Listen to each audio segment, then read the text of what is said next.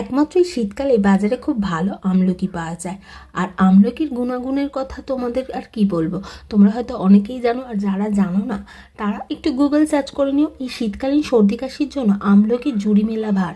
তাই আমলকি যাতে সবাই খায়, বাড়ির প্রত্যেকে একটু হলেও খায়, আর সবার ইমিউনিটি যাতে বুস্ট হয়, সেই জন্য আমি একটা সুন্দর রেসিপি তোমাদের সাথে শেয়ার করব। আমি আজ বানাবো আমলকির আচার, যেটা বানানোর জন্য আমি প্রথমে আমলকিগুলোকে ধুয়ে গরম জলে সিদ্ধ করে নেবো 10 থেকে 15 মিনিট। তারপর বীজ ছাড়িয়ে আমলকির গুলোকে আলাদা করে নেবো বীজগুলোর থেকে।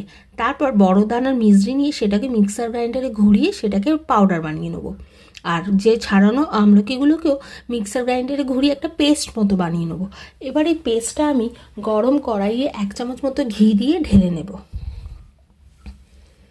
পেস্টটা গরম ঘিতে ঢেলে দিয়ে তার মধ্যে আমি কিছু বেসিক মশলা অ্যাড করবো। দেখো